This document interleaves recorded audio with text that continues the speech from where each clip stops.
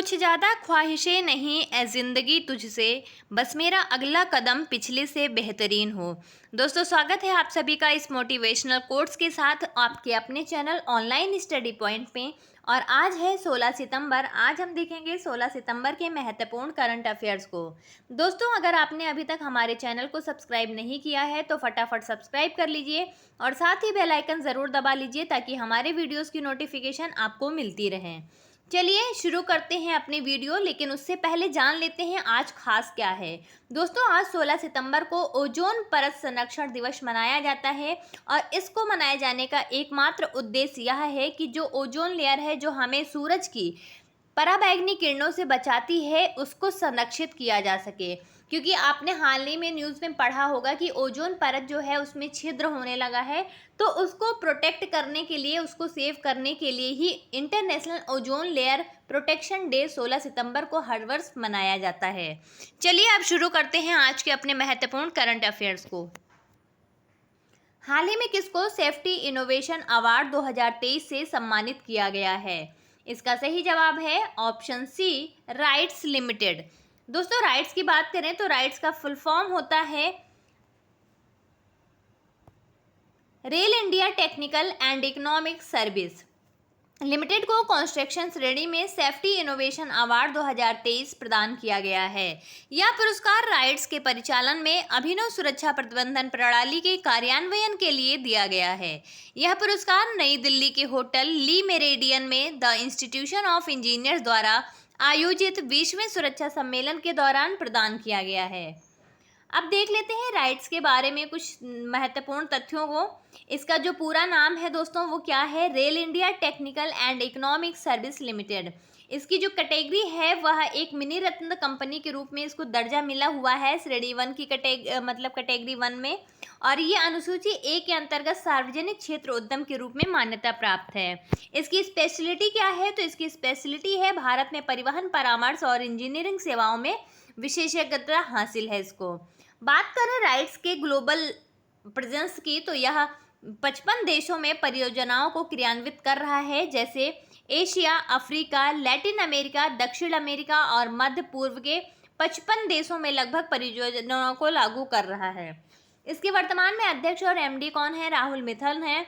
और इसका मुख्यालय कहाँ है? गुरुग्राम भारत में स्थित है और इसकी स्थापना हुई थी 1974 में। तो इन तथ्यों को आप लोग याद रखिएगा और स्पेशली अवार्ड याद रखिएगा, राइट्स को दिया गया है। हाल ही में किसे डॉक्टर एएम गोखले पुरस्कार से सम्मानित किया गया है? दोस्तों, ये बहुत ही ज़्यादा इंपॉर्टेंट क्वेश्चन है। एएम गोखले पुरस्कार दिया गया है। सबसे पहले तो जान लेते हैं कि एएम गोखले पुरस्कार होता क्या है। दोस्तों, एएम गोखले पुरस्कार जो है यह नेत्र विज्ञान के क्षेत्र में डॉक्टर्स को दिया जाने वाला एक पुरस्कार है और यह दिया गया है इस वर्ष किसे दिया गया है? तो यह दिया गया है संजय कुमार मिश्रा को, यानी ऑप्शन डी सही है। ये है संजय कुमार मिश्रा, जो कि आर्मी में एक नेत्र विशेषज्ञ थे और जिन्होंने अपनी सेवाएं आर्मी में दी हैं। भारतीय सेना के अनुसंधान और रेफरल अस्पताल में कार्यरत प्रसिद्ध नेत्र रोग विशेषज्ञ ब्रिगेडियर संजय कुमार मिश्रा को पुणे में प्रतिष्ठित डॉक्टर एएम गोखले पुरस्कार प्राप्त हुआ है। पुणे में आयोजित रेटिना कॉन्क्लेव कार्यक्रम के दौरान डॉक्टर संजय कुमार मिश्रा को यह प्रतिष्ठित पुरस्कार प्रदान किया गया।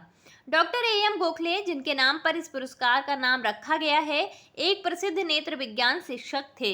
तो इसे आप लोग याद रखिएगा। भारतीय सेना के अनुसंधान और रेफरल अस्पताल में कार्यरत प्रसिद्ध नेत्र रोग विशेषज्ञ ब्रिगेडियर संजय कुमार मिश्रा को डॉक्टर एएम गोखले पुरस्कार दिया गया है। दोस्तों, आप लोग कमेंट करके बताइएगा कि जो नेत्र विशेषज्ञ होते हैं उनको हम इंग्लिश में क्या बोलते हैं, या जैसे दांतों के डॉक्टर को हम डेंटिस्ट बोलते हैं, वैसे ही नेत्र के विशेषज्ञ को हम क्या बोलते हैं? आप लोग कमेंट सेक्शन में अपना सही जवाब भेजते रहें। अब देख लेते हैं 2023 में दिए जाने वाले कुछ प्रमुख पुरस्कारों को, जो आपके एग्जाम के पॉइंट ऑफ व्यू से बहुत ही ज़्यादा इंपॉर्टेंट है। इन्हें आप चाहें तो नोट डाउन कर लीजिए और इनका रिवीजन करते रहिए, बार बार पढ़ते रहिए। गांधी शांति पुरस्कार 2023 किसे दिया गया है? गीता प्रेस को। अंतर्राष्ट्रीय बुकर पुरस्कार 2023 किसे दिया गया है? तो यह दिया गया है जॉर्जी गॉस्पोडिनो को और इनके साथ ही साथ दिया गया है एंजल रॉडेल को। एंजल रॉडेल। और इनकी नोबेल का क्या नाम है? तो इनके नोबेल का नाम था टाइम शेल्टर। लोकमान्य तिलक पुरस्कार 2023 से किसे दिया गया है? यह दिया गया है प्रधानमंत्री नरेंद्र मोदी जी को। और लोकमान्य तिलक पुरस्कार 2022 से किसे दिया गया था? तो वह दिया गया था टेसी थॉमस को, जिन्हें हम मिसाइल वुमेन के रूप में भी जानते हैं। मिस इंडिया 2023 का खिताब किसने जीता है? नंदिनी गुप्ता ने जीता है। दोस्तों ये सारे अवार्ड्स बहुत ही ज़्यादा इंपॉर्टेंट हैं, इन्हें आप अच्छे से याद रखिएगा।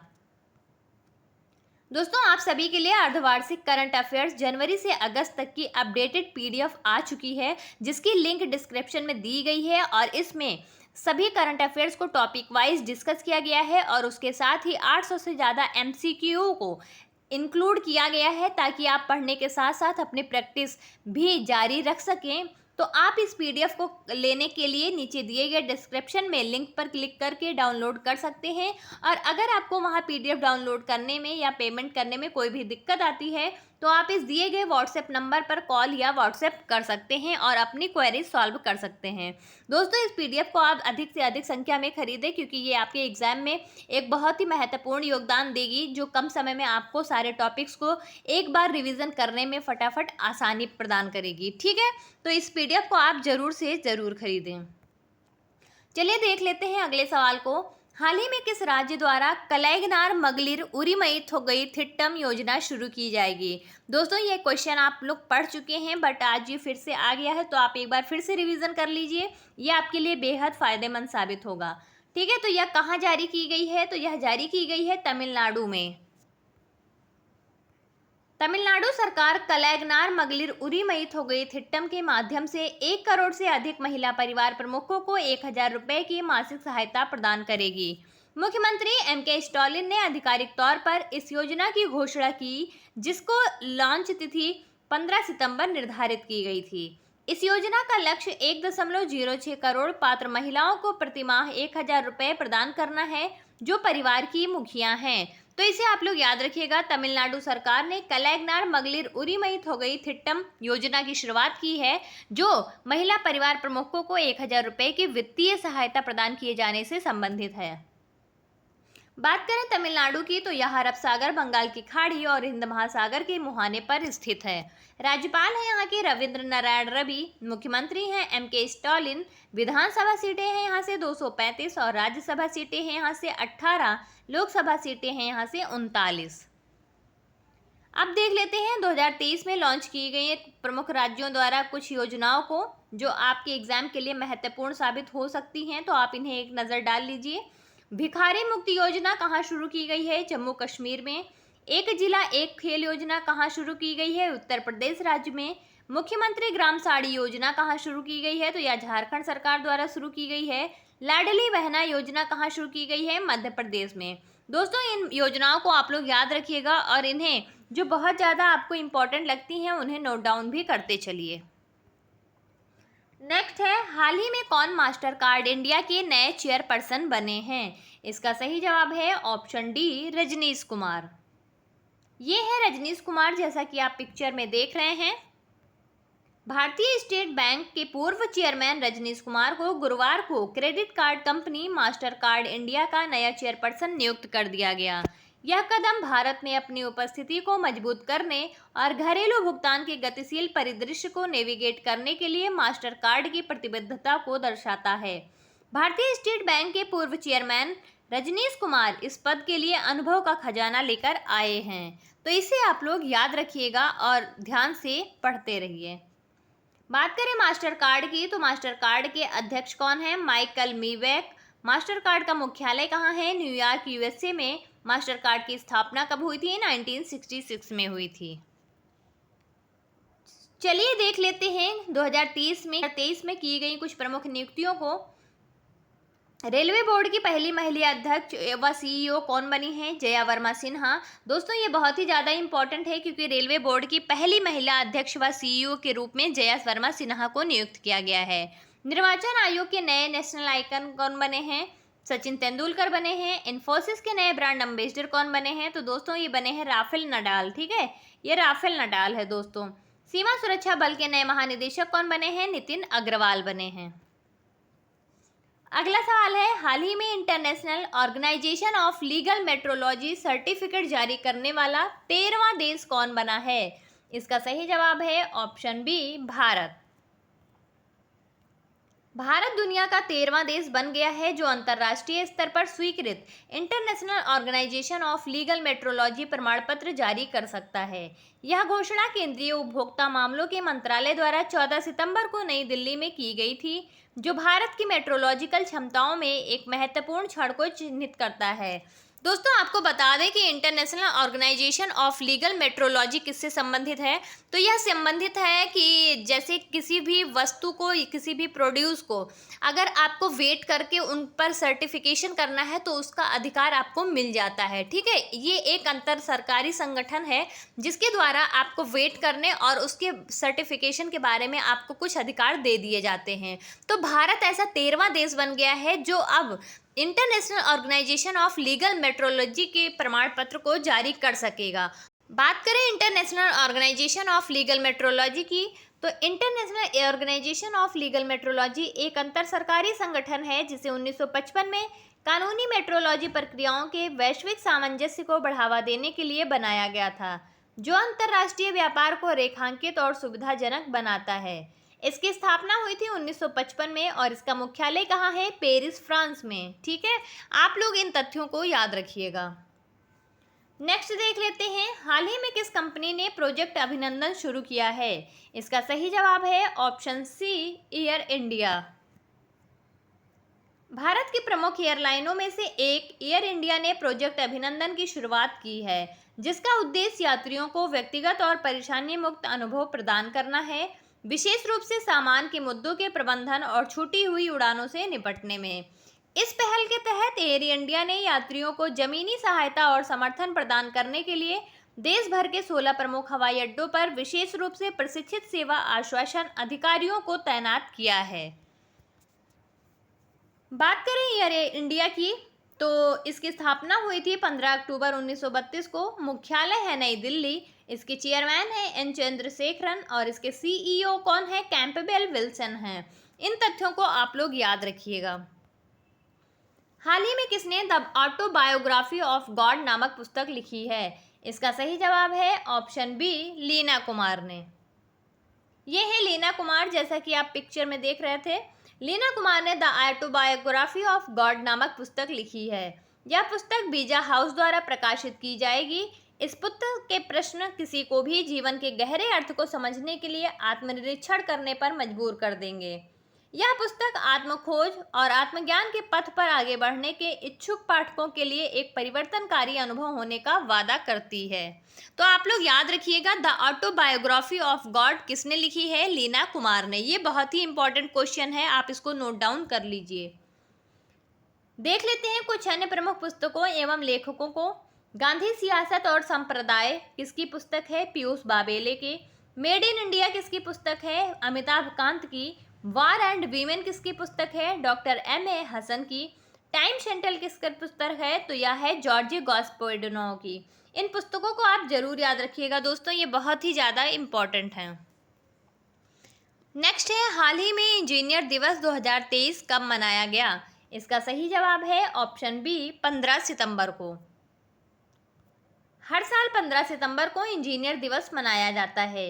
यह भारत के महानतम इंजीनियर सर मोक्षगुंडम विश्वेश्वरैया की जयंती के उपलक्ष्य में मनाया जाता है।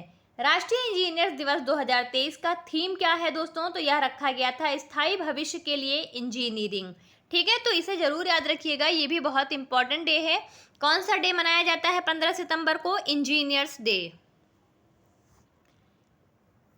चलिए अब देख लेते हैं सितंबर माह में मनाए जाने वाले अन्य प्रमुख दिवसों को। 9 सितंबर को मनाया जाता है वर्ल्ड फर्स्ट एड डे। 10 सितंबर को मनाया जाता है विश्व आत्महत्या रोकथाम दिवस। 11 सितंबर को मनाया जाता है राष्ट्रीय वन शहीद दिवस। 14 सितंबर को मनाया जाता है हिंदी दिवस। हाल ही में कौन लुब्रिकेंट ब्रांड मोबी के ब्रांड एम्बेसडर बने हैं? इसका सही जवाब है option D, lubricant brand Mobil के कौन ब्रांड एम्बेसडर बन गए हैं? ऋतिक रोशन बन गए हैं।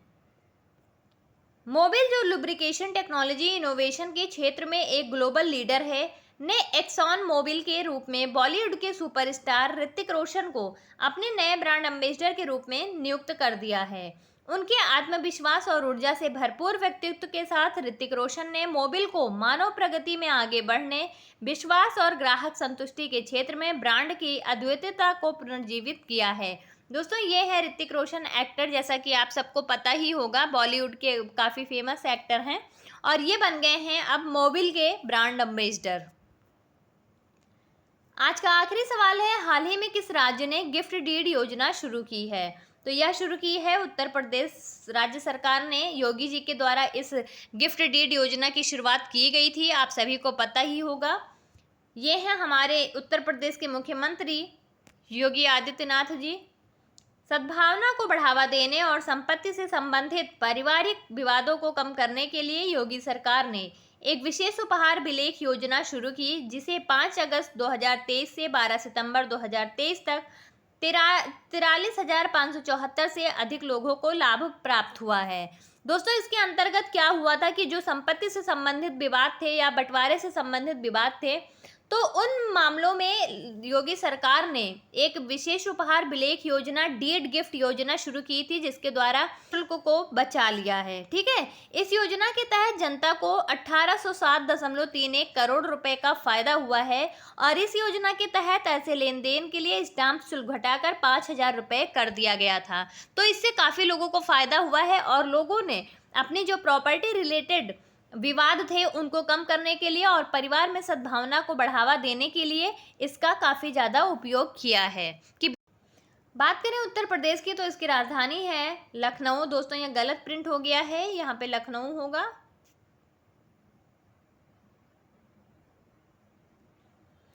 यहाँ के मुख्यमंत्री हैं योगी आदित्यनाथ, राज्यपाल हैं आनंदीबेन पटेल, लोकसभा सीट है यहाँ से 80 और राज्यसभा सीट है 31। तो इन तथ्यों को आप लोग याद रखिएगा। अब देख लेते हैं 15 सितंबर के ऑलराउंडर रिवीजन को फटाफट। हाल ही में किसे ऑस्ट्रेलिया में भारत के अगले उच्चायुक्त के रूप में नियुक्त किया गया है? गोपाल बागले को। प्रतिवर्ष राष्ट्रीय हिंदी दिवस कब मनाया जाता है? 14 सितंबर को। हाल ही में किसे नैस्कॉम का उपाध्यक्ष नियुक्त किया गया है? सिंधु गंगाधरन को। हाल ही में किस राज्य ने मिशन इंटेंसिव इंद्रधनुष 5.0 लॉन्च किया है? पंजाब ने। हाल ही में मदन लाल रैगर को किस देश में भारत के नए राजदूत के रूप में नियुक्त किया गया है? कांगो गणराज्य में। हाल ही में भारतीय सौर ऊर्जा निगम के निदेशक वित्त का पदभार किसने ग्रहण किया है? जोशित रंजन सिकदर ने। हाल ही में किस भारतीय राज्य ने सेवा क्षेत्र के लिए नई नीति को मंजूरी दी है? उत्तराखंड राज्य ने। हाल ही में हरियाणा सरकार ने किसे हरियाणा फिल्म और मनोरंजन नीति के गवर्निंग काउंसिल का अध्यक्ष नियुक्त किया है? मीता वशिष्ठ को। हाल ही में किसे शिक्षा के क्षेत्र में लाइफ टाइम अचीवमेंट पुरस्कार से सम्मानित किया गया है? नजमा अख्तर को, जो जामिया मिलिया इस्लामिया की को चांसलर हैं, यानी वाइस चांसलर हैं। हाल ही में किसने skill India digital platform launch किया है? धर्मेंद्र प्रधान ने। दोस्तों, ये थे हमारे 15 सितंबर के ऑलराउंडर रिवीजन और अब देख लेते हैं आज के प्रश्न को। हाल ही में किसे ऑस्ट्रेलिया में भारत के अगले उच्चायुक्त के रूप में नियुक्त किया गया है? ऑप्शंस दिए गए हैं, आप अपना सही जवाब कमेंट सेक्शन में भेजते रहें और अगर आपको हमारी वीडियो अच्छी लगी हो तो प्लीज़ ज़्यादा से ज़्यादा लाइक करें, शेयर करें और हमारे चैनल को सब्सक्राइब करते रहें। आज की वीडियो यहीं तक थी। आप सभी का बहुत बहुत धन्यवाद। आप सभी का दिन शुभ हो।